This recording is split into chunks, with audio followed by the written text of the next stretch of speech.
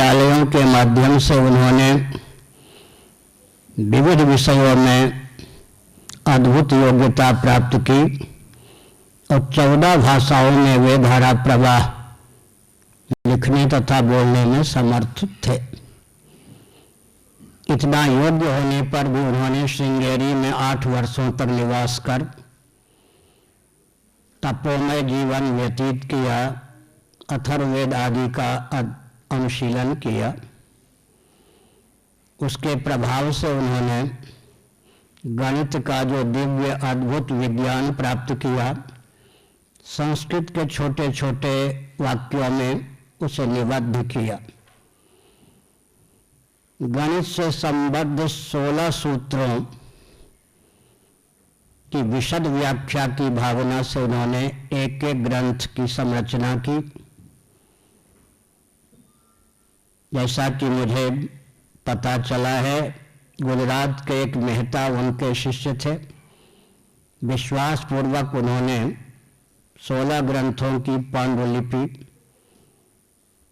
अपने शिष्य के घर में रख दी ताकि ये ग्रंथ सुरक्षित रहें। सूत्र संस्कृत में, व्याख्या अंग्रेजी में। मेहता जी की अदूरदर्शिता और उनके प्रमाद के कारण वे सब ग्रंथ विलुप्त हो गए, कुछ जर्मनी आदि की ओर खिसक भी गए। फिर भी श्री भारती कृष्ण जी महाभाग ने अद्भुत धैर्य का परिचय दिया।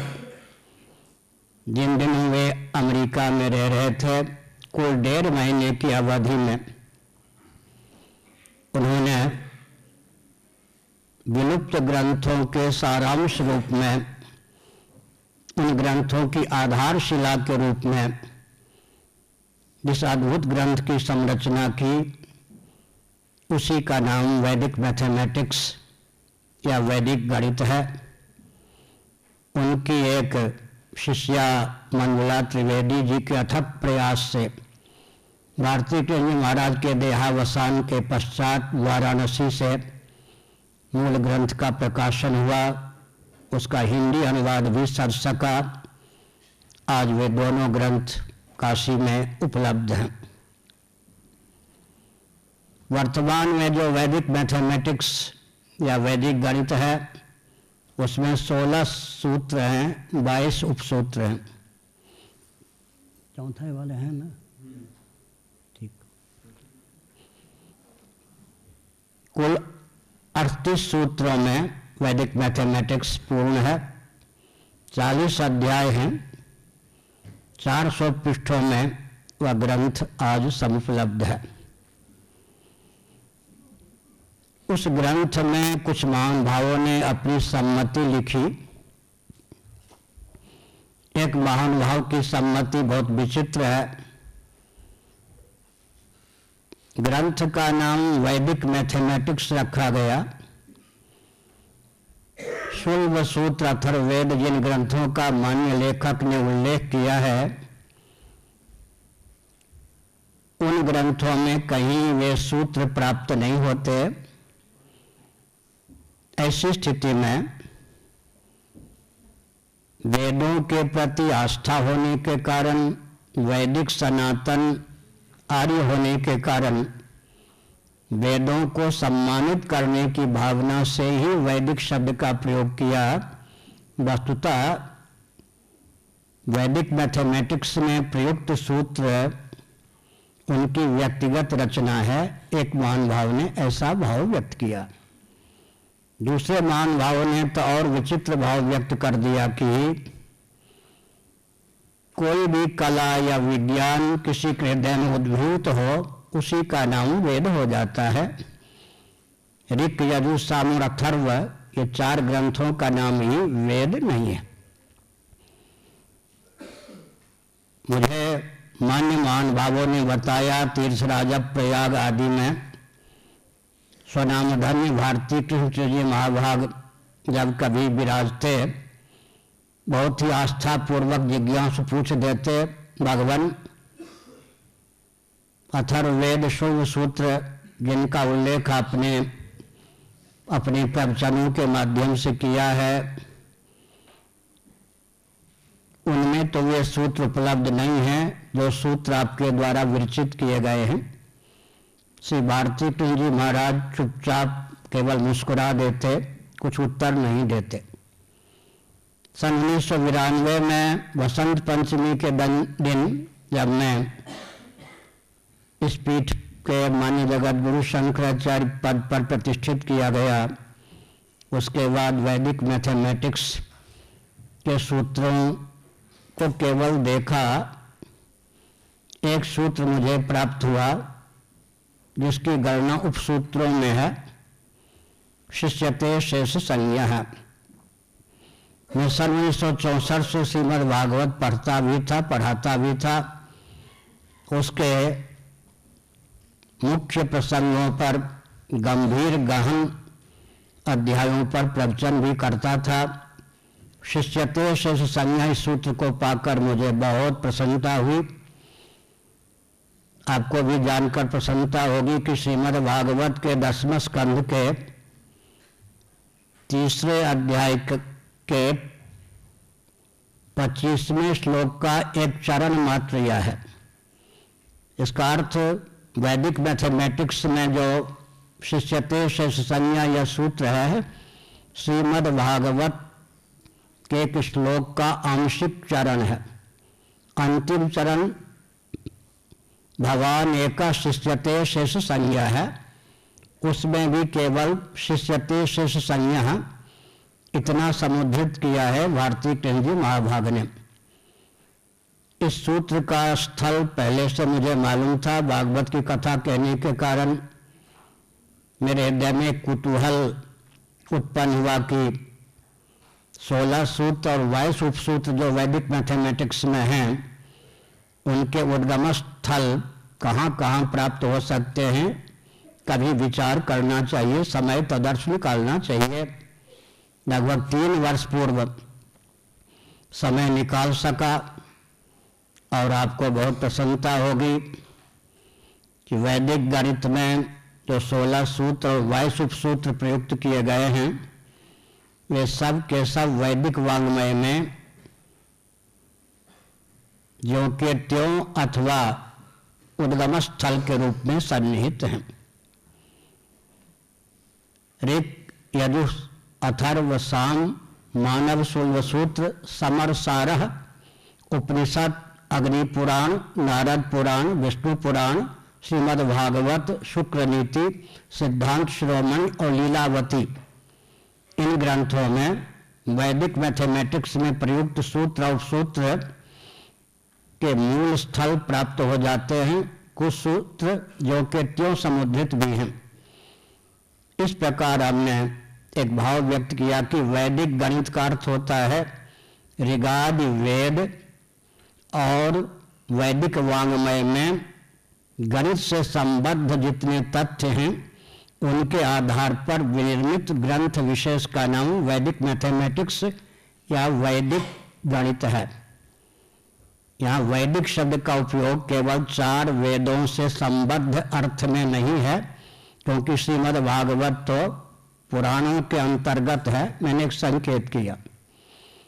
अब वेद के संबंध में भी कुछ जानकारी अपेक्षित है, सावधान।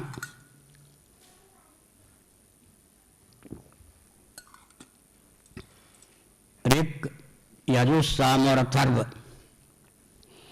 ये 4 वेद हैं। संयुक्त राष्ट्र संघ ने भी वेदों को महत्व दिया है। आधुनिक परिप्रेक्ष्य में ऋग्वेद को सबसे प्राचीन ग्रंथ माना जाता है। वेदों के संबंध में मनुस्मृति में एक बहुत महत्वपूर्ण वचन है,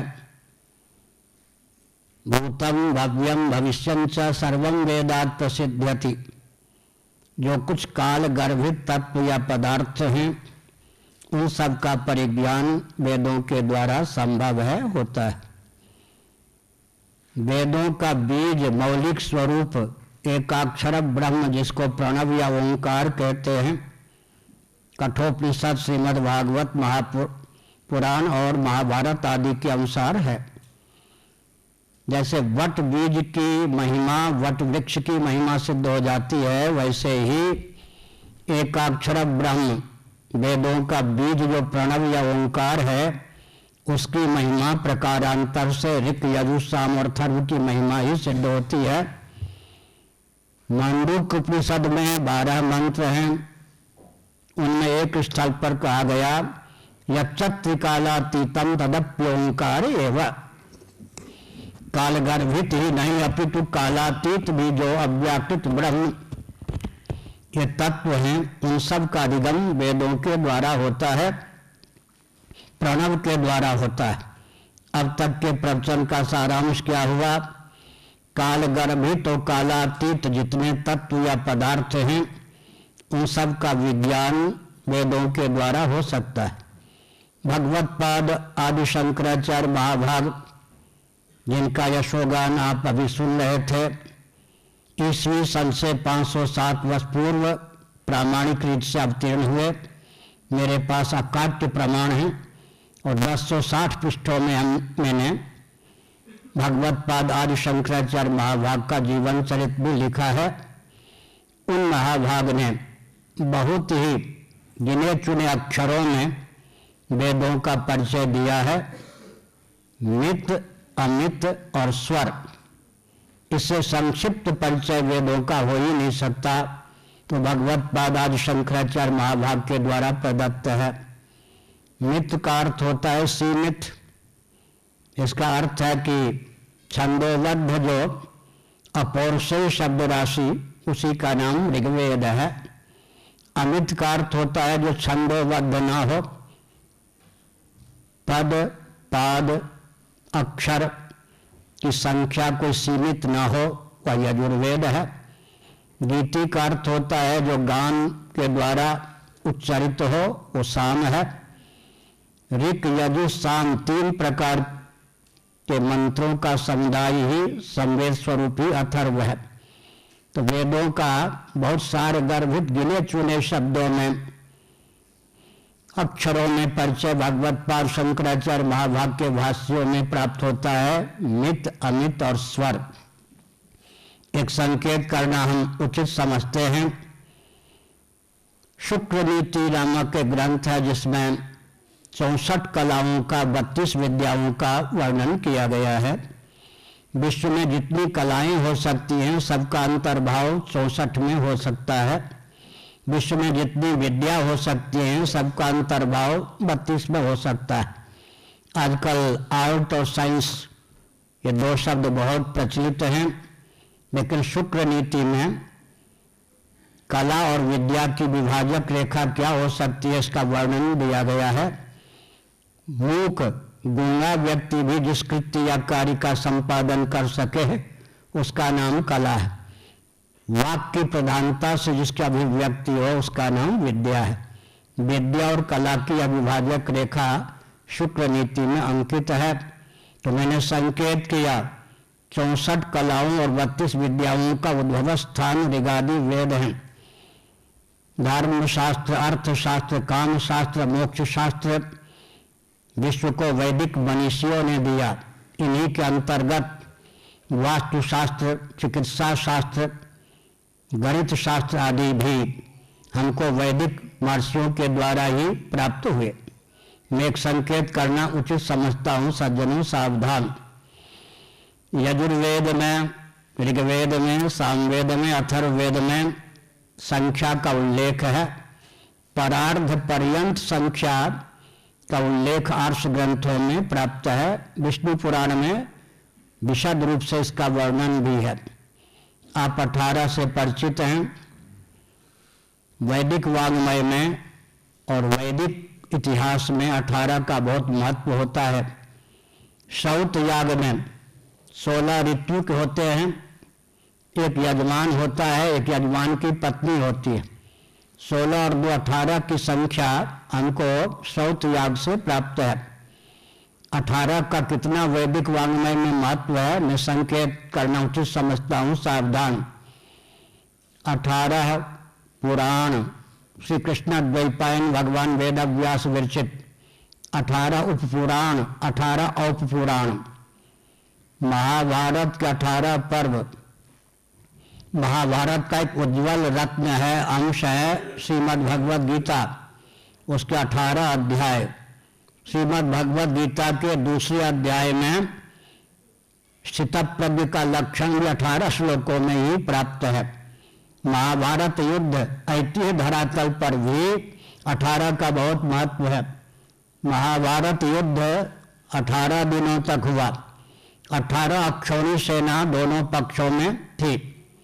भगवान राम और रावण का द्वंद्व युद्ध स्कंद पुराण आदि के अनुसार 18 दिनों में सज्जनों हुआ। इसी प्रकार संख्या की दृष्टि से वैदिक आर्ष ग्रंथों में 18 का बहुत महत्व है। एक लिखने के बाद जो 17 शून्य लिखते हैं उस संख्या का नाम परार्ध होता है। परार्ध का अर्थ 1000 कितने बार? 17 बार।